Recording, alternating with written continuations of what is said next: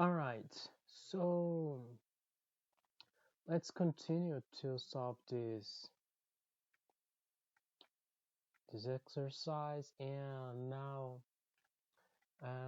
let's see. We are still on the exercise of number 5, and we have solved the letter A. We have solved the letter B, and now we are about to solve the letter C, which is cosine of pi. So let's recall some concepts so we can solve this short problem. Well, of course, we can do just by looking at a trigonometric circle, but let's solve using the definitions. So the definition that we have studied, it says that we define the number pi by pi equal to a, where a is the number which refers to the property of number 7. And the property of number 7, it says that exists a positive smaller number a such that cosine of a is equal to 0. For this a, sine of a is equal 1, and this number can be used to define the number pi. Okay, so this way, pi over 2 is the positive smaller number such that cosine of pi over 2 is equal to 0. We also have sine of pi over 2, which is equal to 1. So let's see what we can do. So if we do, for example, we know that we already have studied that cosine of 2x is equal 1 minus sine square of x, and this is because cosine of 2x is equal cosine square of x minus sine square of x. And let's record this also right here. Okay, so cosine of 2x is equal cosine square of x minus sine square of x, and this is because we are talking about a sum of arcs.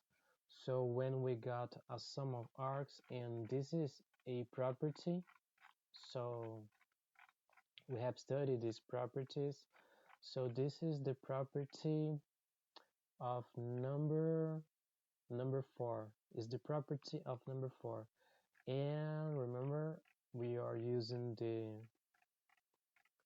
Guiderizi, the Hamilton-Lewis Guiderizi, and this is the volume 1.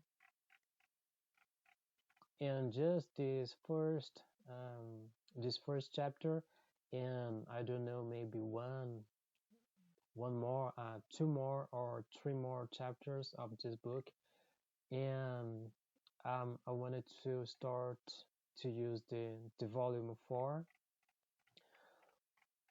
because we wanted to approach signal processing, and on the volume 4 we can approach power series and some other topics that it will be interesting to approach. Okay, so we know that we got this a sum of arcs right here, and we also know a trigonometric identity, which is cosine square of x minus sine square of x is equal 1. So let me see if this is this way. plus cosine square of x plus sine square of x. So if we do cosine square of x plus sine square of x, and right here let's isolate this cosine square of x is equal 1 minus sine square of x. Okay, and now if we substitute cosine of x on this equation, so substituting this cosine of x, so now the sum of this arc, now cosine of 2x is equal 1 minus sine square of x minus sine square of x, and now cosine of 2x is equal 1 minus 2 sine square of x, which is this equation that I'm proposing to solve this exercise. Okay, so this is the trigonometric relation that we will use to solve for cosine of 2 pi. And we will use the smaller number a, which is pi over 2. So doing it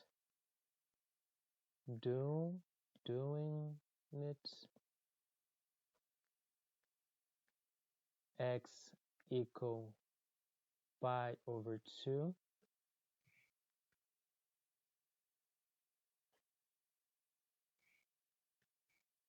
So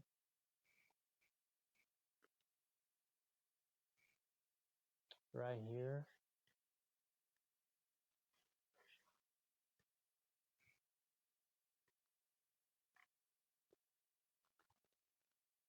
cosine of 2, and now substituting for x is equal 1 minus sine square of, right here's 2 sine, I forgot the 2 right here, is 2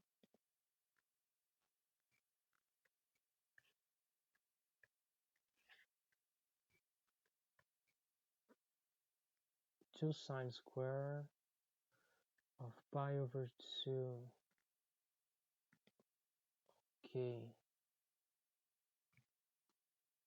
and now let's just apply some simple algebra. Right here we can cut this 2, simplify this. So cosine of pi is equal 1 minus 2, and now again applying the algebra, sine of pi over 2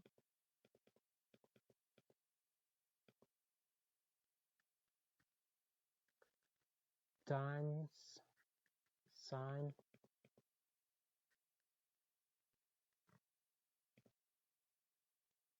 of pi over 2,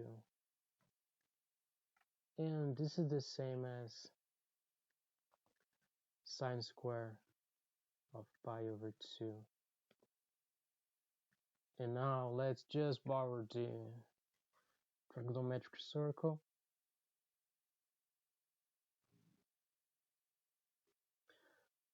This x-axis is for cosine components,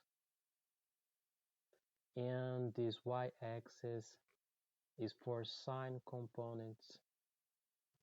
Right here we know that starts from 0 and it goes to 90, and right here is the same as pi over 2.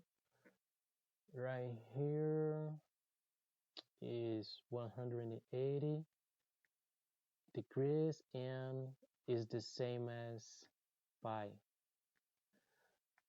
So just by looking at this trigonometric circle, we know that for cosine, right here it's minus 1, right here is 1, right here is 1, and right here is minus 1. Just by looking at it, we know that cosine of pi is equal minus 1. For, because this is projected right above this cosine this x-axis, but we are proving by using the definition and the trigonometric relations. Okay, so we wanted to know a sine of pi over 2. So sine of pi over 2 is equal 1, as you can see. So sine of pi over 2 is equal 1. And now we can simplify this equation even more, just applying algebra. So cosine of pi is equal 1 minus now 2 times 1 times 1. And this way we have proved that cosine of pi is equal minus 1. Not only looking at the trigonometric circle, but also with the trigonometric relations. Okay, now let's try to plot this using the octave, which is one of our goals right here. Okay, I got the octave open it. So now let's try to plot this cosine function, cosine of pi right here. Okay, will be simple. We need to construct our x-axis. So alright, we need to plot two axes, the x-axis and the y-axis. So to draw our x-axis, let's use the line space function. So type line space. And now let's pass the arguments. Well, it starts from 0 and it goes to 2 pi. So 2 times pi. And now the argument that we need to pass is the number of points that we wanted to draw this axis. Let's pass 100, I think is enough. And now the function itself, y and cosine of x. And now we ask to octave to plot this. So type plot, which is the command to plot, and the arguments x and y. And now we press this button, run.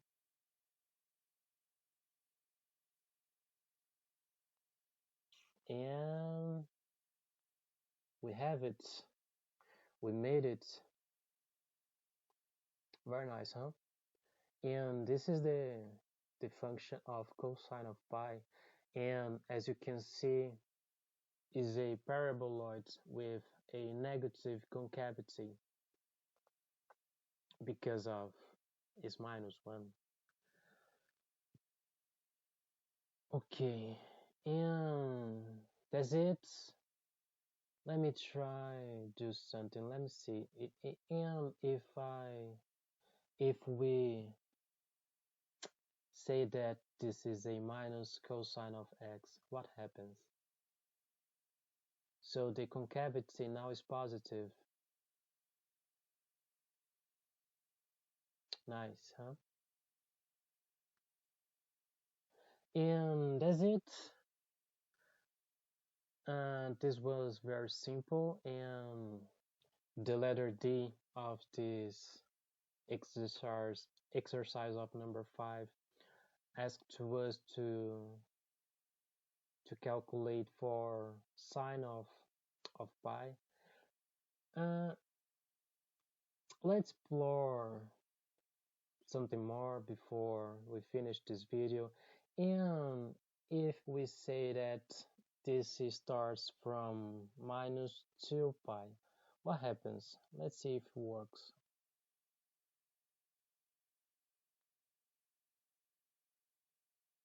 Now we are seeing um, a cosine function that starts from minus 2 pi and it goes to 2 pi. Now let's try to start from minus 4 times pi and it goes to 4 pi. Let's just see what happens.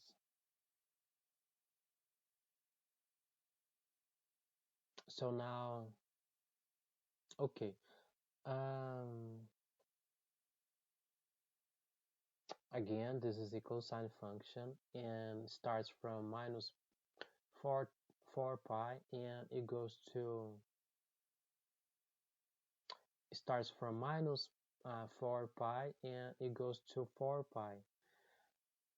But now let's increase this number. So instead of 100, let's pass as argument 1000. So now I'm calling this a signal now. So let's say this is a signal. If we face this as a time base, a function of time, and this is very simple. It's just interpretation. So right here we just change for t just for convention, and now we are facing this as a function of time.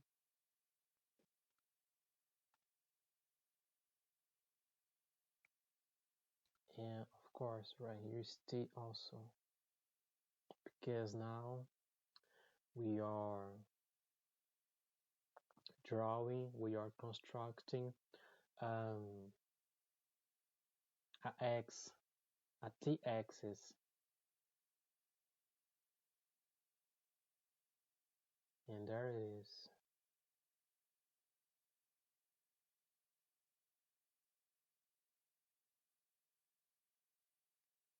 Okay, and now let's say, for example, we wanted to identify points like the cosine of 0, the cosine of pi over 2, and the cosine of pi, and see these points on the cosine function. So again, first we construct the x-axis, actually now the t-axis, because we are now saying that this is a signal or a cosine signal. So it has the time base, so we are constructing the x and the t-axis.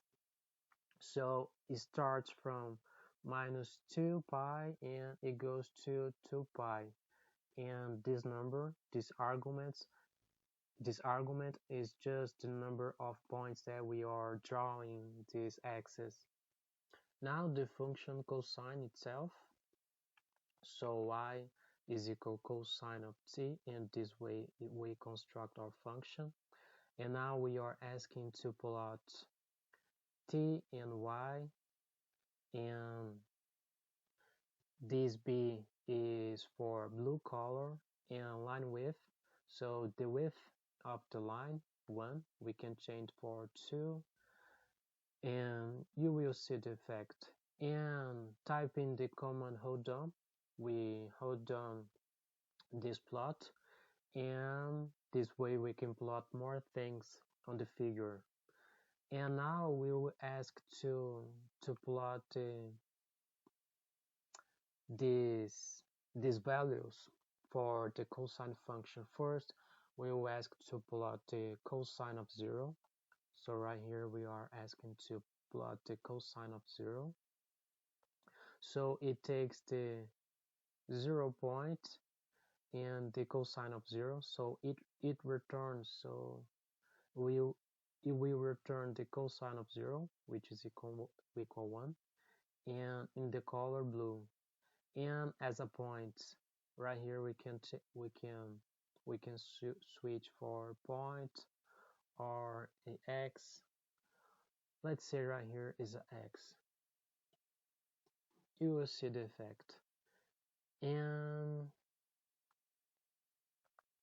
we are asking to mark, so this is the command to mark this point.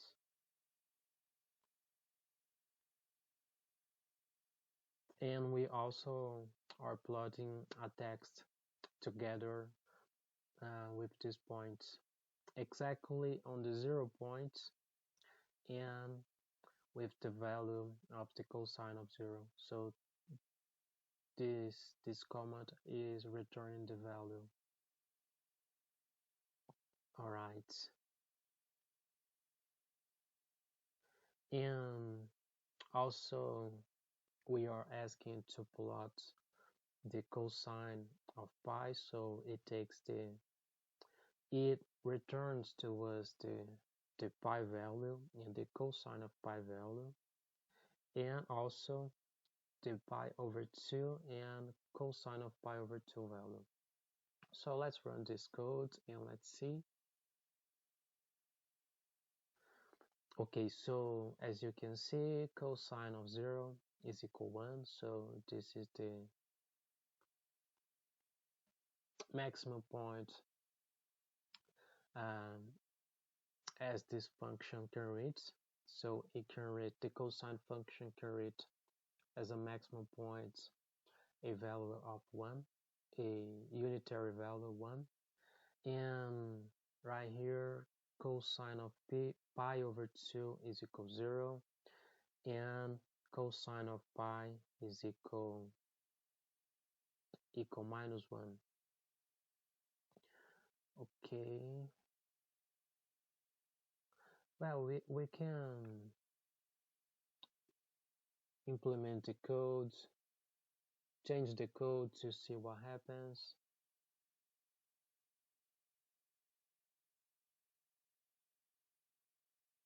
And now I'm already got this code also right here, and with this code I wanted to show you the difference between the cosine function and the sine function. As you can see, the sine function, it starts from this point right here, and the cosine starts right here. And besides the concavity of the function, we can say that they are shifted. So right here, if we shift the cosine function to a point that it can aligns with the sine function, and yeah, we can tell that these functions, besides the concavity, and they are shifted. Okay, and more about these properties we will discuss in other videos. And I think this is enough for now. And that's it. So thank you. Thank you for watching. Thank you for following. Hope you like it. Hope you enjoy. And bye bye.